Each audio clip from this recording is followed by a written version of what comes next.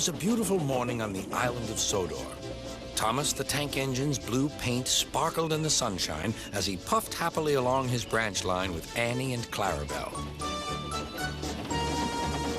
He was feeling very pleased with himself.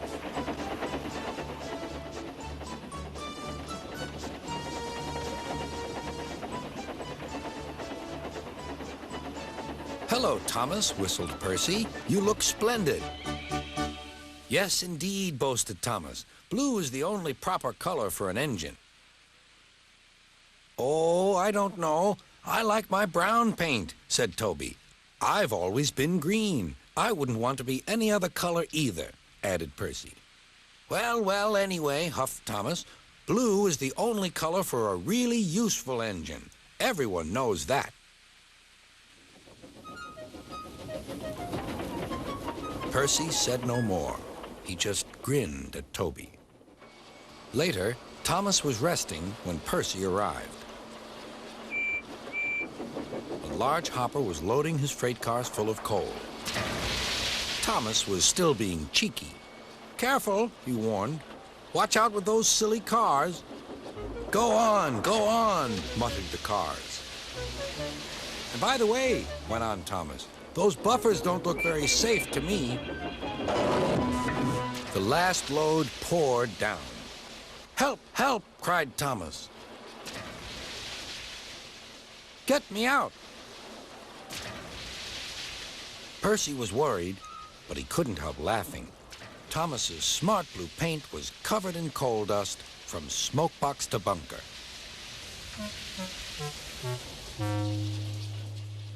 "Ha ha!" chuckled Percy. "You don't look really useful now, Thomas. You look really disgraceful." "I'm not disgraceful," choked Thomas. "You did that on purpose. Get me out."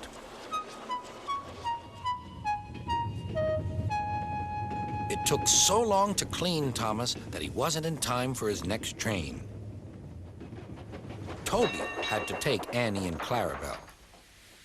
"Poor Thomas," whispered Annie to Clarabelle. They were most upset.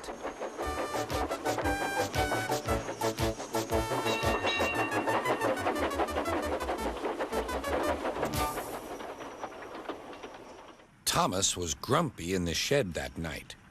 Toby thought it a great joke, but Percy was cross with Thomas for thinking he had made his paint dirty on purpose. Fancy a really useful blue engine like Thomas becoming a disgrace to Sir Topham Hatt's railway. Next day, Thomas was feeling more cheerful as he watched Percy bring his cars from the junction. The cars were heavy and Percy was tired.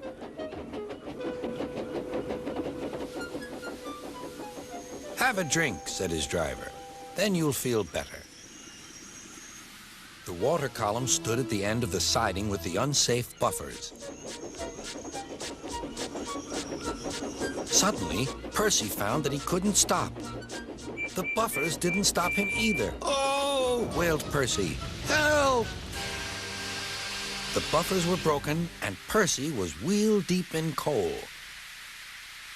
It was time for Thomas to leave. He had seen everything. "Now Percy has learned his lesson, too," he chuckled to himself.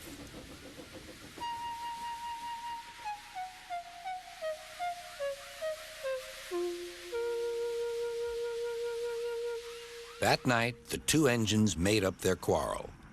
"I didn't cause your accident on purpose, Thomas," whispered Percy. "You do know that, don't you?" "Of course," replied Thomas, "and I'm sorry I teased you. Your green paint looks splendid again, too. In future, we'll both be more careful of coal."